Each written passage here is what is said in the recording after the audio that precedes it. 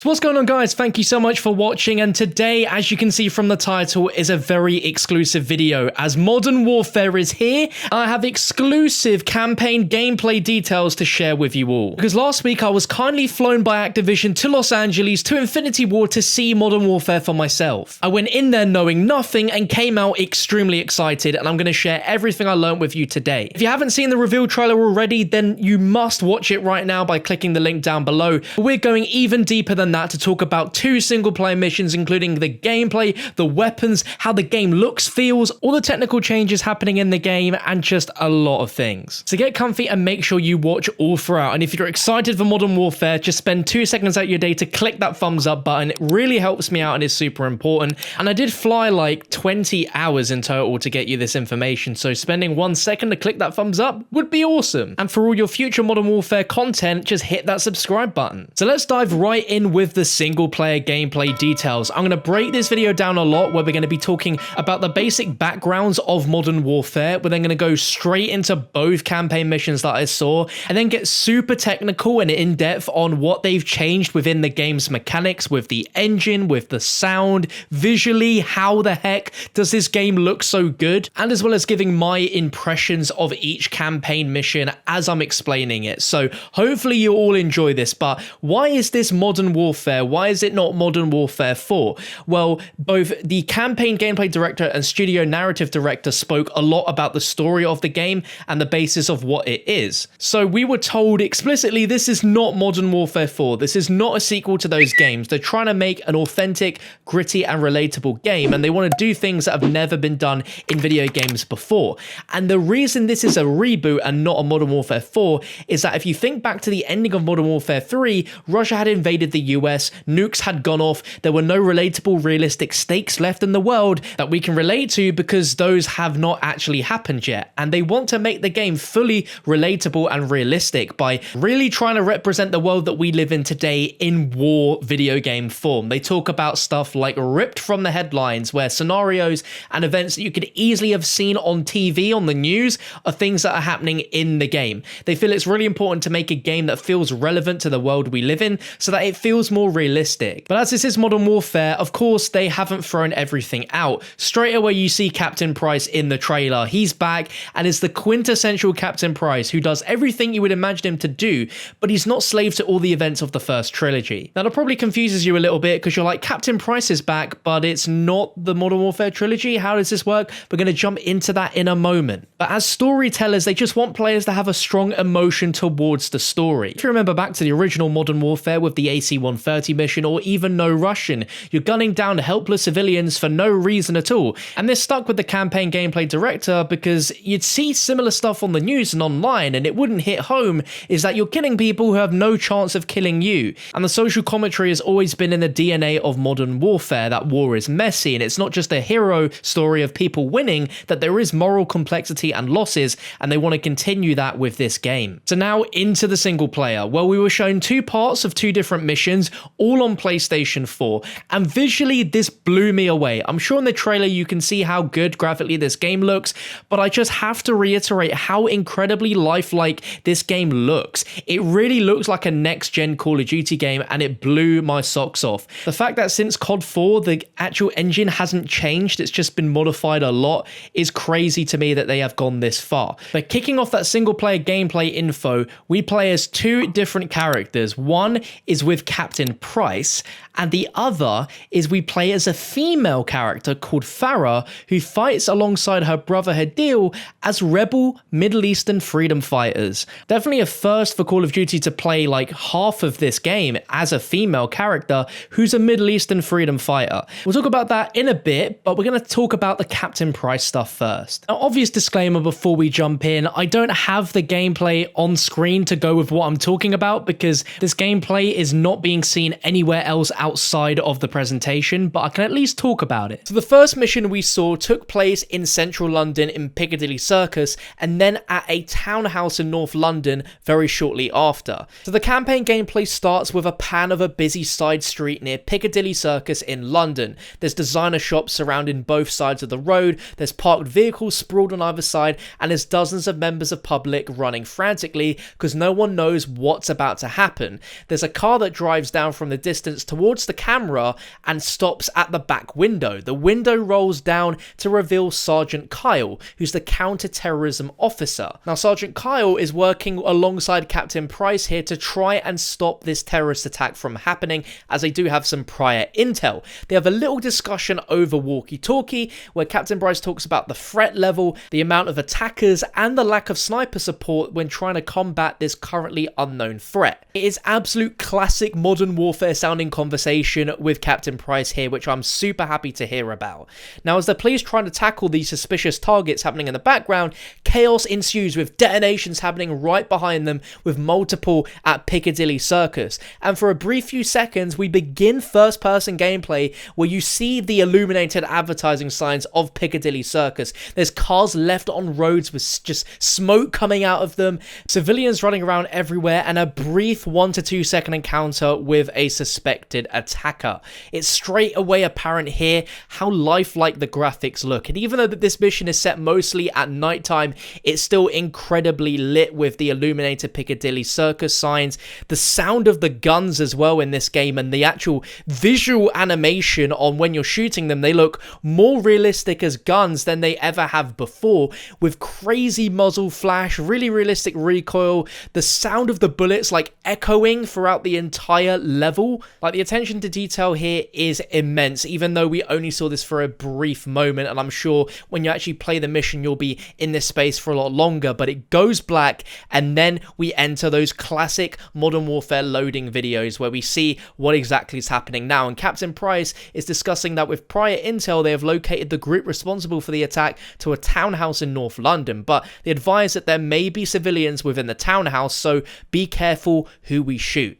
And we then see Captain Price and 3 other SAS soldiers stood in a dark alleyway next to a gated fence. The setting here is late at night, but we have some dim light streets above to lead the way. The ground is wet with a few puddles, and it's beautifully lit. You can just see every particular detail on the ground here when it comes to the reflections of the characters, the actual puddle, and the gravel on the ground themselves. Price decides to cut the lock on the gate down, and the team slowly walks towards the townhouse. Now, what's really interesting I noticed as well is on the top left, as the mission goes to the townhouse sequence, we have the date and time, and it's October 2019, and it's in that classic Modern Warfare font with the green text as well. It's just a really nice touch, and it's really cool that this is taking place literally within this year. Here, Captain Price and the other soldiers with you slowly make your way towards this townhouse, entering through the front door, but we also have another group on our side that are entering through the back door. Now, in case you're confused what a townhouse is, because it's more of a British term than anything else,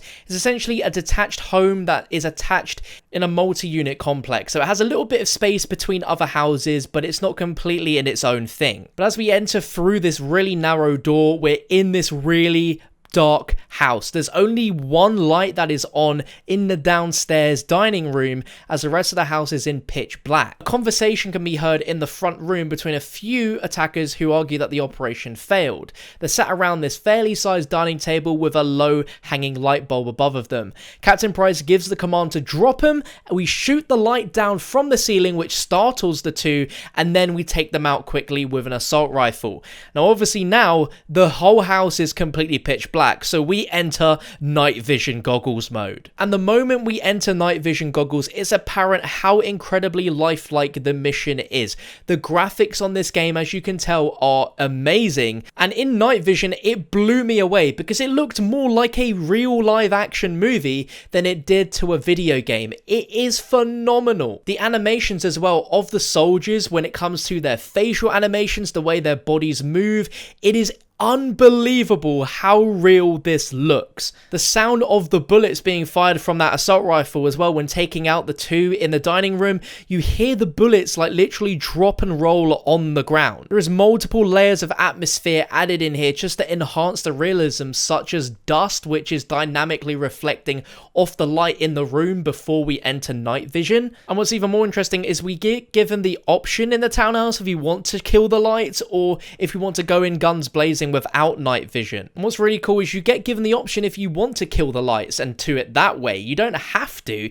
You can just go in all guns blazing. They want to give you the option on how you want to approach the gameplay and not simply offer night vision as a gimmick. But here, once we've taken these two out, is Captain Price and crew wait by the bottom of the staircase before making their way up to the first floor. As we creep up the staircase, we can see a narrow hallway made up of several bedrooms with various muffled conversations happening of frantic people behind every door. The gameplay here again offers a choice in how you want to approach. You can choose to sprint through the door and go guns blazing like we've seen before. You can choose to go up to the door and then bash it down to startle the enemy. But the thing which really caught my attention and surprised me is that this has an element of a Battlefield-esque where you can choose to partially destroy the door by shooting bits of it off and then peeking through those bits you've destroyed and take the enemies out that way. This then obviously made us realize that a lean function is back in the game like we had in Call of Duty Ghosts, but rather than you have to be specifically right by something hugging it with the directional thing appearing, it just felt supernatural looking at how they leaned in and decided to go ahead with that. Now, when I said earlier about how impressed I was by just how the animation was, there was something here which really impressed me as well, is that the motion capture with your AI soldiers here was super impressive. How one SEAL in particular went to hug the wall and peeked through the door. He realized shots were about to happen, so he leaned back like a bit like a cucumber and then went straight back in. This wasn't something they just threw in for fun. They've done a lot of extensive research with real Navy SEAL and SAS consultants about techniques to clear rooms and clear structures and how the threat around any corner is undefined, and trying to make that split-second decision on how you move forward is the difference between their own lives and the people they're trying to go up against. Once that floor was cleared, we made our way up to the second floor hallway, and we could see here that the approach to the NPCs became far more violent because rooms were stormed in with quick succession with a mixture of assault rifles, shotguns, pistols, and it was super obvious again just how different this game felt compared to previous CODs with the animations that these enemies had. One enemy was hiding under a bed after shooting us in the face. He shot us, just ran straight under the bed. There was one guy who was left grabbing his neck while he was bleeding, but it was just how these enemies reacted when they were dying looked so real that you could tell it was more than just a simple animation they put in here. Like, I can't stress how realistic every single person looked. This breach and clear sequence continues again where we go up to the third floor, and there was a really controversial scene that happened right here where we entered a room where a woman had just put a crying baby into a cot. She then walked away towards the middle of the room, and we aimed at her and told her not to move, and after a brief few seconds, and then she gets shot and inevitably killed. Now obviously this is a big morally complex decision here because she's clearly a mother looking after her child, and we just no remorse took that baby's mother out of its life, and yeah, that was pretty wild. Of course, as we left the room, the baby was left there crying and nothing was ever really done about that, but as we made our way to the final floor, it was a huge attic conversion which was locked, and Captain Price had to force his way in, where we see a massive bedroom with paper scraps sprawled along the walls and maps with different dots of areas and plans that obviously this group had for further attacks. There's a man and a woman in the room, and the woman exclaims that she's been held hostage before quickly being taken down by the SAS, as does the man. Our team begin to search the room and identify that the woman we just shot to death had a detonator on her, so it was a good thing we done that, and that's where the mission ends. So let me know what you think of that all in the comments section. Of course, me describing it is only one part of the puzzle, seeing it is the other, and you really have to see it to really understand what I'm talking about. But after that mission, we got a huge briefing on the technology involved in the game, and I think just before talking about the female character side of the story, we should touch on a little bit of the realism and movement just to really get how realistic this game looks graphically and what they did to do that. So one of the craziest things is that yes, this game is on a brand new engine delivering an immersive and photorealistic experience, but how does it do that? Well, it utilizes the latest advancements in visual engineering, which includes a physically based material system for state-of-the-art photogrammetry. So on your screen now, you're seeing a screenshot from the campaign, and we can talk about some of the things in this tech which has made this scene look even better. So we have that state-of-the-art photogrammetry, which is the art of taking 160 to 200 photos of a real-life object and be able to to make a 3D mesh and scan that into the game to create something that looks so lifelike that it would normally take an artist months and months to be able to get that detail. That vehicle you're seeing on the right is from a real vehicle that was more than likely than not scanned through photogrammetry and brought into the game. There was an example where a car door was shown to us that got burnt last year from the California wildfires, and the devs took that car, took 160 to 200 photos all at once, and was able to create an accurate 3D scan in the game, which looks so realistic that it would normally take an artist months and months to be able to do that. Detail with the rubble on the left and right side is actual real life rubble. They didn't want to simply create models of bricks and have them layered up, because that doesn't look authentic, right? These are more likely than not absolutely 100% real setup bricks that you're seeing there. And the texture work is incredible, with a new hybrid tile-based streaming system, a new physically based rendering decal render system with world volumetric lighting, and 4K HDR with DirectX ray tracing on PC. Now everything in this looks so sharp because of the pixel density. Normally in gaming, the pixel density is about 16 to 32 pixels per inch, but in this game, this state-of-the-art photogrammetry system can get 64 pixels per inch, which means everything is super detailed and you're hugging walls and you're very up close to a lot of objects in the game, so they wanted to make sure that everything looks as crisp as it could possibly be. Ray tracing is here now on Call of Duty on the PC, and that is absolutely huge. You can just see in the reflection of the puddles there, those rays are really tracing. I have spoken a lot about how realistic the animation is when it comes to the facial expressions, the movement of the characters. This is because they have a new cutting edge animation system and blend shape system. So as you're seeing on screen, this is the traditional animation system for Call of Duty. You have a voice actor and then you have a motion capture actor. But for the first time ever, the actors are both voicing and playing at the exact same time to give as realistic a performance as possible. And they're even using techniques that are used in big blockbuster movies like The Avengers, where Thanos is a real actor which has CGI applied afterwards, which looks incredibly realistic. This is the exact same thing they're doing here, where the wrinkles and the definition of the skin and even the feel of the skin is going to be something you can visually see. And on top of that, the new suite of audio tools allows for full Dolby Atmos support on supported platforms, along with the latest in audio simulation effects. We had demos of guns being fired in Piccadilly Circus, and those bullets rang out throughout the entire map. You could hear the echo and boom of some of those sound effects and explosions, and it genuinely made the room jump by just how real it sounded. Like, it was amazing. So for all that technical stuff, that should excite you.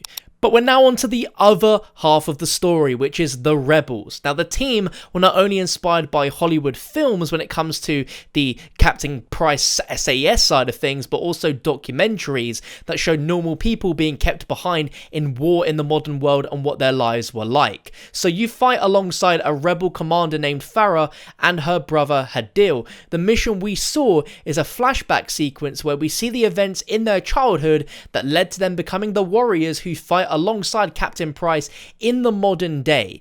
And what I can tell you straight off is that this mission is easily comparable to No Russian in terms of shock factor. The mission begins with a frantic breathing as you're trapped underneath layers of rubble and debris, and you're playing as the little girl Farah, who is panicking at the situation because she's clearly stuck under loads of rubble from a recent explosion. Parts of her body are stuck underneath a large object, which you get prompted to try and lift. While struggling to lift this, you look over and you see your mum's dead body in the rubble there. Straight away, they are just going hard when it comes to surprising you with this level. Eventually, you see a small beam of light crack through rubble as rescuers finally discover you, but there are too many rocks and other objects stopping them from picking you up, so they have to use a buzzsaw to cut the material down. But once you're picked up, you're instantly taken to the arms of your dad, who's ecstatic to see you still alive. He's frantically asking where your brother is before a huge airstrike detonates the building behind you, where you immediately start running and told to follow your dad. And you're going to run through several small roads here, which contains large groups of Russian soldiers that are just mowing down civilians. So at every single corner, you're trying to avoid instant death here. There's a point where your dad briefly stops to ask a group of others to join him as resistance fighters and follow him to safety. And there's other roads, like again, where you're going to see those Russian soldiers massacring civilians. building, so you have to sneak past. There's bullets and screaming everywhere. It's very dusty, but yet the light is super realistic. How in some aspects, you're running past like destroyed buildings where people are on stretchers, and there's trees where the sunlight is just beaming through into this area. You eventually end up in an alleyway which is blocked by a gate with your dad stood in front who's telling you to stay behind him. And it's that classic Call of Duty where you're following the main person in front, but this felt a lot more like a mission from like The Last of Us or something like that than it did Call of Duty.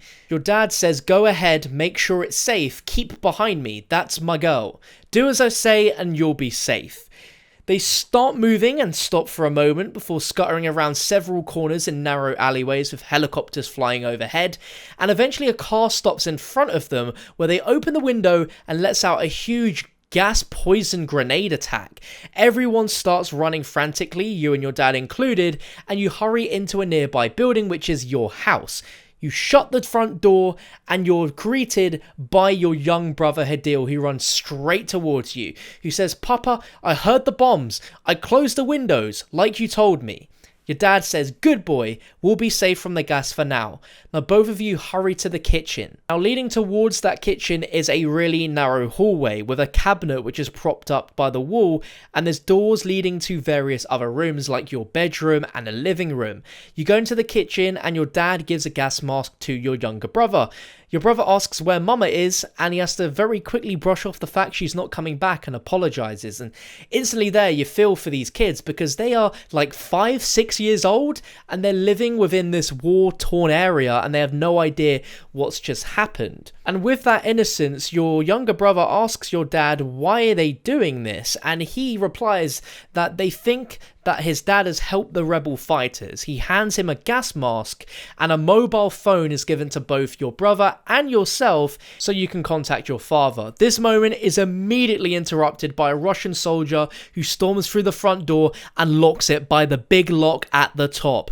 A brawl breaks out between him and the dad where they're both pushing and shoving each other against walls and throwing themselves onto the ground in a real big tussle. But it ends rather swiftly as the soldier brings out an AK-47 and shoots several bullets into your dad where his body collapses by a window.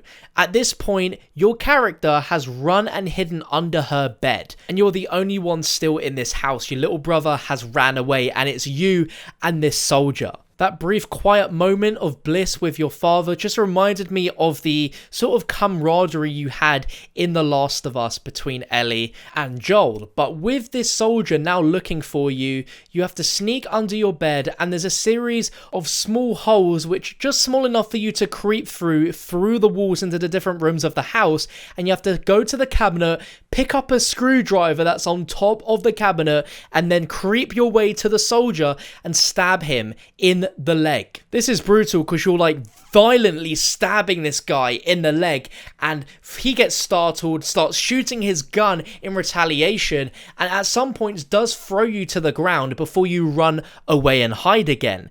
What you have to do here is run away, and then you have to go sneak back, grab the screwdriver, find the soldier who's now probably moved into a different room, and can repeat this about 3 times or so. This is absolutely typical COD campaign stuff here, where you have that quick time events of having to do that. But on the very 3rd time that you go to stab this guy, what happens is your little brother Hadil jumps out from behind the soldier and starts jabbing him in the neck with another screwdriver. And he's screaming stuff like, "Stab him, Farah! Kill him, sister!" And as he struggles to fight off the soldier by this point, what you do is you pick up the soldier's AK-47 and shoot him several times in the face. You play as a 6-year-old who grabs an AK and can shoot to kill a soldier. Obviously, it's very rough shooting, the recoil sprays everywhere, but you manage to kill a soldier at 6 years old. That's just not what you've ever seen or heard before in a Call of Duty game, which is pretty crazy. After a few moments of your character just being overwhelmed with what she did, she says, "Don't be afraid, we are together." And your brother says that we should probably check his body. Obviously, the body is far too heavy to be pushed, but he does mention, take his mask, sister. So you rip it off the soldier's face and place it onto your face, now sort of distorting your vision a tiny bit. Now, as you and your brother make your way out towards the front door, of course, your dad is still there, bleeding out by that window pane, and you have one final moment with your dad, where your brother says, "You must get up, Papa." And he says, "I can't, I'm too weak." So they ask, "What do we do?" And he simply says, "You survive, whatever it takes. Never back down." Before, of course, slipping away. And now you as a 6-year-old along with your 5-year-old brother are completely alone in this dangerous world where you leave your house and you have to sneak through the town to make your way out to the outskirts. And this is where you have dozens of Russian soldiers patrolling the roads, just simply massacring anyone they see. Even people that are already dead, they're just going ahead and firing at them for fun. And there was lots of text subtitles on there about what the Russians were saying, and it was all sarcastic talking, like as if they had no remorse for what was happening. This now becomes like a proper classic Call of Duty stealth mission where at some point you have to stop moving and wait a moment before finally moving around some more, with your brother being the main person you're following. I believe what the objective here is that we are trying to escape this town and get as far away from it as possible. And we eventually end up near the outskirts of a cliff face where the sky is blue, the air is much cleaner, we're in a much nicer place, but the Russian soldiers still have patrol of this area. And there are these tiny areas that have shacks where people have been staying here, obviously trying to get away, and these soldiers are there, guns aimed at them, and these guys are on their knees, desperate, and they're just massacring them and executing them wherever they see fit. Now, one important detail is that your brother did not take a gas mask, so he's coughing a lot. And it's at this point that he says that you should go ahead, because obviously he's going to give away their positioning and their cover. So you as Farah go super close to this little camp where there are quite a few Russian soldiers just chilling, hanging around, and again talking sarcastically. What you do is you have to creep under cars and sneak your way towards this middle section where there is a magnum. Now, as you remember earlier in the mission, we were given a cell phone. At this point, you're prompted to call the cell phone, which calls the number of a soldier nearby. This distracts all of the soldiers towards the edge of the cliff face here, and this is where you as Farah aim the magnum at the soldier and boom goes the trigger. Now, the campaign mission ended there, so we don't know what happened, but clearly this is the very beginnings of the badass character that is Farah, who at 6 years old is able to do all of that, and obviously that serves as a really cool flashback as to how they become the warriors who fight along Captain Price in modern day, but we don't see them as fully grown adults in this mission. It just ends right there. But with all of that story campaign stuff finally out of the way, what are my impressions? What did I think of what I saw? If this is any consolation of how this is going to translate to multiplayer and the other modes on the game, this looks phenomenal. This is easily one of the best campaigns I've seen for Call of Duty in years and could be one of the best we have ever seen. Some gameplay improvements straight off the bat is we have the HUD that looks very clean, just like Modern Warfare Remastered. We have the lean function, which I spoke about earlier. When the character sprints and then crouches, instead of it doing like a dolphin dive or anything, it does a slide, and the distance you travel with that slide seems to be significant enough that you'd want to slide over not sliding. The attention to detail, like I've already mentioned, like with the guns, we had a demo where we were shown like an LMG and the snipers and the assault rifles in like an empty Piccadilly Circus, and you just see the muzzle flash and just everything flaring off the gun like as if it is real, rather than any sort of subpar effect you've seen before. This looks really damn cool. Reload animations look spectacular. The sound is insane, like I told you. The demo of a sniper rifle being shot, and you could just hear the shot shot ring out and echo across the various roads and alleyways in that Piccadilly Circus level.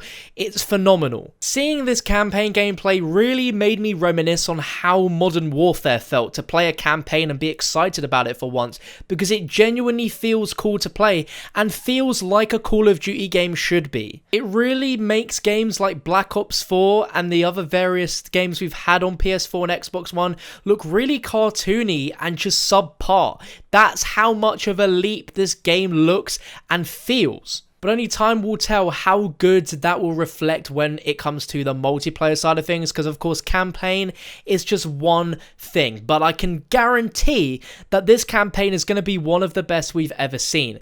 Everything we've heard about it being super controversial, like No Russian, is true. Every single mission has some super controversial topics, like the two that I saw at Infinity Ward. It's going to get people talking, both in a good way and a bad way, but it just feels like a more mature Call of Duty game that everyone has been wanting for so long now. And from what I've hopefully explained and what you've seen, this is one of the most realistic games that has ever been made, let alone it being the most realistic Call of Duty game ever made. I was thoroughly impressed. There wasn't very much that I would say negatively about what I saw so far, but of course that was just 2 campaign missions, and there's a lot more in the game than just that. But I'm going to end the video here because it's already been incredibly long. If you've watched this in parts by clicking off, coming back at various points, you guys are absolutely amazing. I did want to bring you the most in-depth exclusive gameplay details video that you could find on YouTube, so hopefully this video done everything that you wanted it to. Of course, this isn't my last Modern Warfare video, as there is plenty more to come in the following weeks and months as we get closer